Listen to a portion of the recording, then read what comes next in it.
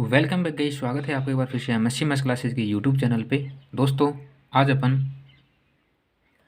MSc maths previous year के लिए differential geometry and tensor analysis से यूनिट सेकंड जो है उसको डिस्कस कर रहे हैं। यूनिट सेकंड जो है वो हमारे यहाँ पर डिस्कस कर रहे हैं। यूनिट फर्स्ट हमने ऑलरेडी डिस्कस कर ली है। इसके अलावा टेंसर एनालिसिस यूनिट नंबर 4 और यूनिट नंबर 5 जो हमने ऑलरेडी डिस्कस कर ली है।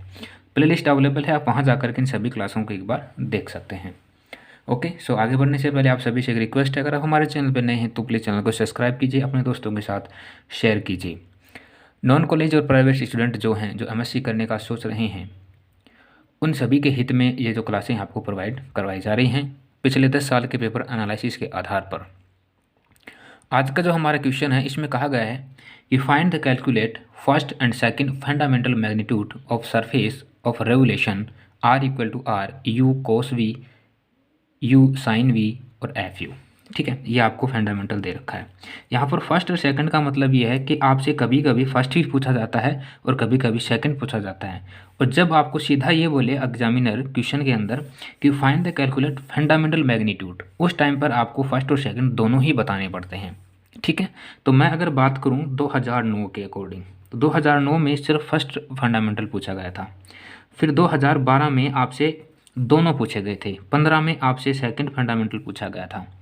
ठीक है, और उसके अलावा 2019 के अंदर आपसे दोनों ही फंडामेंटल जो है यहाँ पर पूछे गए थे। ठीक है, वहाँ पर आपको फर्स्ट और सेकंड नाम नहीं मिला था। जब आपको फर्स्ट फंडामेंटल मिले तब आपको फर्स्ट के अकॉर्डिंग क्वेश्चन को बताना है, और जब सेकंड फंडामेंटल का नाम ले तो सेकंड के अकॉर्डिंग बताना है। और जब आपको फर्स्ट और सेकंड दोनों ही नाम बोले, सिर्फ आपको ये बोले कि find the calculate fundamental magnitudes, उस टाइम पर आपको क्या करना है, दोनों ही मैग्नीट्यूड्स यहाँ पर आपको बताने होते हैं। ठीक है, तो बढ़ते हैं हमारे सवाल के सॉल्यूशन की तरफ। और सॉल्यूशन जो हम किस तरीके से करेंगे वो यहाँ पर देखो हमें क्या पता है, R equal to R U V. ठीक है, यहाँ पर हमें R जो है वो गिवन है। क्या गिवन है? U cos V, U sine V और एफ यू, ये हमें गिवन है। ओके, इसका हम क्या करेंगे, एक बार डिफ्रेंशिएशन करेंगे U के रेस्पेक्ट में। जब हम इसका एक बार डिफ्रेंशिएशन करेंगे U के रेस्पेक्ट में, तो हम इसको दिखाएंगे R1 के अकॉर्डिंग। ठीक है, तो R1 क्या होगा, U के रेस्पेक्ट में करेंगे तो ये हो जाएगा कोस वी, ये हो जाएगा साइन वी, और ये जो एफ यू है ये हो जाएगा एफ डैश यू। ठीक है, फिर इसका एक बार वापस करेंगे तो ये हो जाएगा R2 इक्वल टू U के रेस्पेक्ट में करेंगे तो माइनस यू, और कोस वी का क्या हो जाएगा,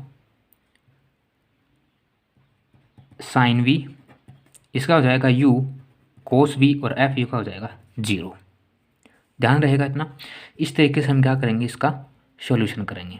अब हमारे जो फर्स्ट फंडामेंटल होते हैं वो क्या होते हैं, जैसे इसने फर्स्ट फंडामेंटल की बात की है, तो फर्स्ट फंडामेंटल क्या होंगे, फर्स्ट फंडामेंटल मैग्नीट्यूड, ये क्या होते हैं, ई एफ और जी, ये क्या होते हैं, हमारे फर्स्ट फंडामेंटल मैग्नीट्यूड होते हैं। यानी कि हमें ई एफ और जी की जो वैल्यू है यहाँ पर बतानी है, फाइंड आउट करके बतानी है। तो पहले साथी यू ई जो है, ई ये क्या होता है, ई बराबर होता है R1 स्क्वायर। क्या होता है, R1 स्क्वायर। तो यहाँ पर हमारे पास R1 की वैल्यू गिवन है, हम इसका क्या करेंगे, स्क्वायर करेंगे। तो जैसे ही हम इसका स्क्वायर करेंगे तो हमें R1 स्क्वायर मिलेगा cos square V plus sine square V plus F dash, और ये स्क्वायर यू, इसका स्क्वायर करेंगे तब R1 का स्क्वायर। ठीक है, आपको पता है sine square V plus cos square V की वैल्यू क्या होती है, 1 होती है। देन इसको हम लिखेंगे 1 plus F dash square you. ठीक है, तो ये किसकी वैल्यू आ गई हमारे पास, R1 स्क्वायर या ई की वैल्यू आ गई। तो ये हो गया हमारा फर्स्ट फंडामेंटल मैग्नीट्यूड। दूसरा है एफ। तो एफ क्या होता है, एफ इक्वल टू होता है R1 इंटू R2। तो हमारे पास यहाँ पर R1 और R2 दोनों गिवन है, इनका क्या करेंगे, मल्टीप्लिकेशन करेंगे यहाँ पर। तो देखो R1 की वैल्यू हमारे पास cos v sine v f dash u. ठीक है, और R2 की वैल्यू है हमारे पास minus u sine v u cos v और 0। ठीक है, हमने इसका मल्टीप्लिकेशन किया, देन हमें यहाँ पर f जो है वो क्या मिला, 0 मिलेगा। कैसे मिलेगा वो भी मैं बता देता हूँ। देखो इस फंक्शन की इसके साथ मल्टीप्लाई करेंगे, ठीक है, तो ये हो जाएगा हमारे पास -u sine v cos v। फिर ये जो साइन v है इसके साथ मल्टीप्लाई होगा, ठीक है, और यहाँ पर होगा प्लस, हो जाएगा u sine v cos v plus F dash U जब 0 के साथ मल्टीप्लाई होगा, 0 के साथ मल्टीप्लाई होगा तो 0 हो जाएगा। यहाँ पर आप देखोगे कि ये जो फंक्शन है ये माइनस का है और ये प्लस का, तो यहाँ पर ये कट जाएगा, इसमें 0 ऐड करोगे तो 0 हो जाएगा। देन एफ की वैल्यू क्या आएगी हमारे पास 0 आएगी। आ गया समझ, सिंपल सा था। ई हो गया, एफ हो गया, अब हमें निकालना है जी। जी होता है r² तो r2 हमारे पास क्या वैल्यू है, ये हमारे पास r2 है, इसकी स्क्वायर करेंगे, ठीक है, ये होगा हमारे पास जब इसकी स्क्वायर करेंगे r2 की तो u² sine square v plus u² cos square v plus 0, ठीक है। यहाँ से मैंने u² कॉमन ले लिया, मेरे पास बचेगा sine square v plus cos square v plus 0, ठीक है।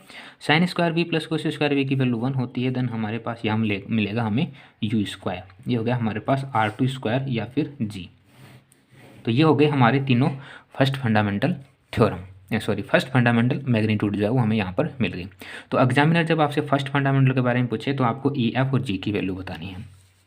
अब हम बात करेंगे यहाँ पर सेकंड फंडामेंटल की। Second fundamental magnitude, second fundamental magnitude कौन कौन से होते हैं, एल, एम और एन होते हैं, ठीक है।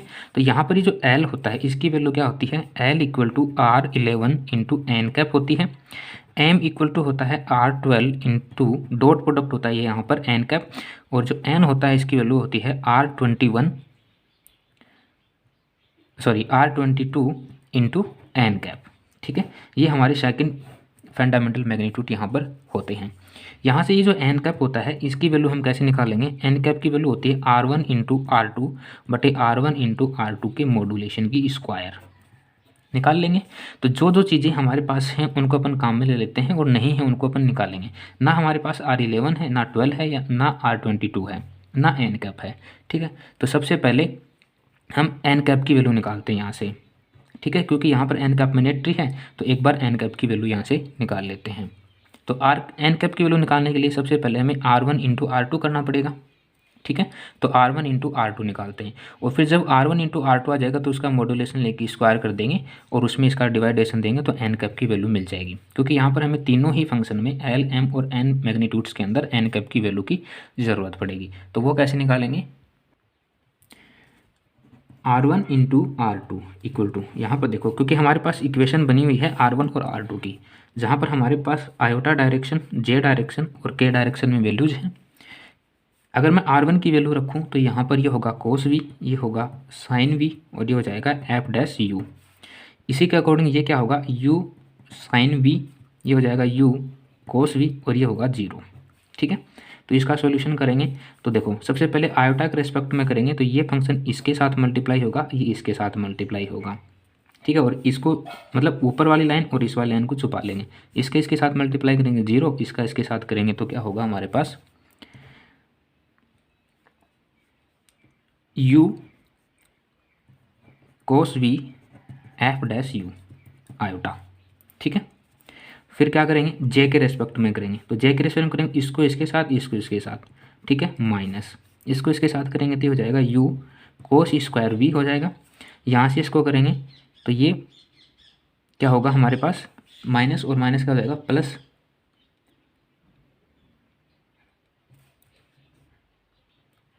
सॉरी फॉर दैट, जब जे के रेस्पेक्ट में करेंगे ना तो जे तो इसके साथ छुप जाएगा, ये इसके साथ मल्टीप्लाई होगा 0 इसके साथ तो ये 0 हो जाएगा और ये इसके साथ होगा तो हो जाएगा अपने पास माइनस का u sine minus u sine v F dash u, ठीक है, ओके। प्लस यहाँ पर भी ये प्लस होता लेकिन ये जो माइनस चिन्ह है ना, ये माइनस माइनस क्या कर देगा, इसको प्लस कर देगा, माइनस कर देगा, तो यहाँ से ये माइनस हटा सकते हैं आप। अब के रेस्पेक्ट में निकालेंगे तो इसके साथ मल्टीप्लाई करेंगे तो ये हो जाएगा u कोस स्क्वायर v और ये माइनस है तो ये माइनस हो जाएगा और ये हो जाएगा u साइन स्क्वायर v, ठीक है, यहाँ पर ये जे के रेस्पेक्ट में था, यहाँ पर जे कैप लगाना है और यहाँ पर के कैप लगाना है। ओके, इसको क्या करेंगे अपन थोड़ा सा अरेंज कर लेते हैं। देन अरेंज करेंगे तो हमें मिलेगा यहाँ पर u cos v f dash u iota minus u sine v f dash u J cap plus, यहाँ पे देखो मैं u कॉमन ले सकता हूँ। देन मैंने यहाँ से u कॉमन ले लिया और कोस स्क्वायर भी और साइन स्क्वायर भी बचेगा माइनस का, और यहाँ पर अगर मैं माइनस कर दूँ तो ये प्लस हो जाएगा। ठीक है, तो यहाँ पे क्या माइनस u कॉमन ले लिया तो बचेगा cos square v plus sine square v और के कैप। अब यहाँ से देखो ये जो कोस स्क्वायर v और साइन स्क्वायर v है इसकी वैल्यू 1 होती है। देन हमें यहाँ से मिलेगा u cos v F dash u iota minus u sine v F dash u J minus u K cap. ठीक है, तो ये हमें मिल गया R1 इंटू R2 की वैल्यू। ठीक है, अब अपन इसका क्या करेंगे, मॉड्यूलेशन निकालेंगे। क्या निकालेंगे, मॉड्यूलेशन। तो मॉड्यूलेशन निकालने के लिए हमें इसका स्क्वायर करना है, तो R1 इंटू R2 के मॉड्यूलेशन की स्क्वायर। ठीक है, यहाँ से अगर मैं स्क्वायर हटा दूँ तो ये स्क्वायर इस फंक्शन के ऊपर चढ़ेगी, तो यहाँ पर इस पर रूट लग सकता है, यानी कि u square cos square v plus u square sine square v। ठीक है, यहाँ पर जो एफ डैश स्क्वायर, यहाँ से एफ डैश स्क्वायर यू होता और यहाँ पर भी एफ डैश स्क्वायर यू होता, तो मैंने उसको ले लिया यहाँ पर डायरेक्ट कॉमन ले लिया, प्लस यहाँ पे क्या होगा यू स्क्वायर हो जाएगा। तो ये हमारे पास वैल्यू निकल गई। Then N cap equal to होता है R1 इंटू R2 बटे R1 इंटू R2 के मॉड्यूलेशन की स्क्वायर। ठीक है, ये वैल्यू हम यहाँ पर रखेंगे इस क्वेश्चन में अकॉर्डिंग। देन यहाँ से हम रखें R1 इंटू R2 की वैल्यू, तो वो हमें मिलेगी u cos v F dash u into iota minus u sine v F dash u J और minus u K cap upon R1 into R2 के मॉड्यूलेशन की स्क्वायर अगर रखें तो ये वैल्यू आई हमारे पास u स्क्वायर। यहाँ से भी मैं एक चीज़ कर सकता हूँ, u स्क्वायर कॉमन ले लूँ तो यहाँ से मेरे पास बचेगा sine square v plus cos square v, और यहाँ से ये एफ डैश स्क्वायर u बचा हुआ है ऑलरेडी प्लस u स्क्वायर, इसकी वैल्यू 1 हो जाएगी। ठीक है, तो ये हमें क्या मिलेगा यहाँ पर देखना, एन कैप की value u cos v F dash u iota minus u sine v F dash u minus u K cap upon, यहाँ सर एक चीज़ देखना, यहाँ पर ये जो स्क्वायर इस पर लगा हुआ था, ये स्क्वायर मैं एक बार इस पर से हटाकर इस पर लगा रहा हूँ। ठीक है, उससे क्या होगा u square plus u square F dash square u plus u square का रूट हो जाएगा। ठीक है, क्योंकि sine square v plus cos square v की वैल्यू 1। देन यहाँ से अपन इसको इस तरीके से लिख सकते हैं। ठीक है, यहाँ पर एक चीज़ देखना एक बार, अगर ये जो फंक्शन है ना, आपको ये जो फंक्शन दिख रहा है सिर्फ इतना सा, इसको मैं क्या लिख सकता हूँ, यहाँ से अगर मैं u स्क्वायर कॉमन ले लूँ तो मेरे पास बचेगा F dash square u plus 1 बचेगा। ठीक है, और ये रूट इस पर है ऑलरेडी तो ये रूट हो जाएगा इस पर। ठीक है, ये जो u स्क्वायर है ये रूट से बाहर आएगा तो u बन जाएगा। ठीक है, और अंदर बचेगा हमारे पास 1 plus F dash square u। आ गया समझ, यानी कि ओवरऑल हम क्या कह सकते हैं कि एन कैप इक्वल टू हमारे पास बचेगा u cos v F dash u iota minus u sine v F dash u minus u K cap. ठीक है, अपॉन ये वाला function u root 1 plus F dash square u, यानी कि N cap की जो वैल्यू हमारे पास ये वाली आ गई। अब हमें क्या चाहिए, अभी फंडामेंटल निकालेंगे तो हमें R11 की वैल्यू चाहिए। तो R11 की वैल्यू कहाँ से निकालेंगे अपन, जो हमारे पास फंक्शन था R equal to R u cos v u sine v और एफ u, ये जो फंक्शन हमें गिवन है इससे अपन क्या निकालेंगे R R11 की वैल्यू निकालेंगे। ठीक है, R11 की वैल्यू कैसे निकालेंगे? जब हमने फंक्शनल को पढ़ा था उस टाइम पर मैंने आपको बताया था कि ये जो वैल्यू होती है, ठीक है, इसमें हम क्या करेंगे, इनका u के रेस्पेक्ट में क्या करेंगे, डिफ्रेंशिएशन करेंगे। तो जब हम इसका u के रेस्पेक्ट में डिफ्रेंशिएशन करेंगे तो जैसे मैंने यहाँ पर आपको बताया है R1 और R2 की वैल्यू निकाली थी, है ना। तो यहाँ से R1 से हमें क्या मिलेगा, R1 से हमें R11 की वैल्यू मिलेगी। ठीक है, यहाँ से अगर मैं बताना चाहूँ तो R1 से R11 की वैल्यू कैसे मिलेगी, इसका करेंगे तो 0, इसका करेंगे तो 0 और इसका करेंगे तो ये हो जाएगा F"U। ठीक है, उसी प्रकार ये जो R2 है इसे हमें मिलेगी R22 की वैल्यू। ठीक है, R2 से हमें क्या मिलेगी, R22 की वैल्यू, वो क्या हो जाएगी हमारे पास -U cos V -U sin V and ये 0 है तो इसकी 0 हो जाएगी। ठीक है, तो ये दो वैल्यू और आपको याद रखनी है।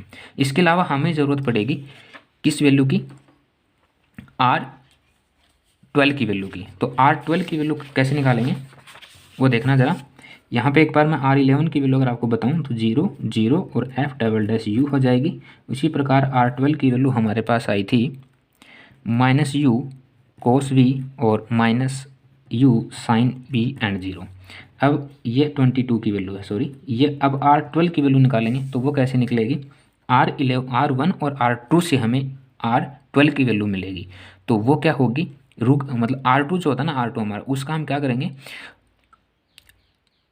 U के रेस्पेक्ट में उसका डिफ्रेंशिएशन करेंगे, R1 का और R2 का। तो R1 और R2 का जब U के रेस्पेक्ट में डिफ्रेंशिएशन करेंगे तो हमें मिलेगा -sin V cos V and 0। ठीक है, तो हमारे पास R11, R22 और R12 की वैल्यू यहाँ पर आ गई है। Then second fundamental theorem, second fundamental magnitude जो होंगे क्या होंगे,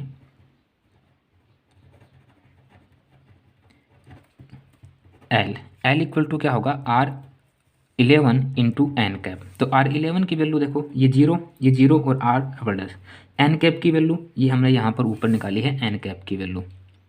ठीक है, पर यहाँ पर एक चीज़ आपको देखनी है, यहाँ से ये R11 की, ये R12 की और ये R22 की वैल्यू होगी। ठीक है, उसके अकॉर्डिंग हम यहाँ पर इसको कंपेयर करते हुए चलेंगे।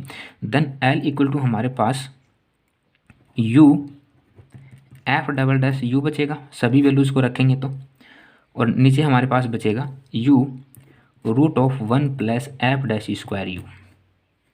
ठीक है, यहाँ से U से U कट जाएगा और हमारे पास L की वैल्यू बचेगी F"U/1 + F'² का रूट। ठीक है, तो ये आ गया हमारा सेकंड फंडामेंटल मैग्नीट्यूड्स L के लिए। ठीक है,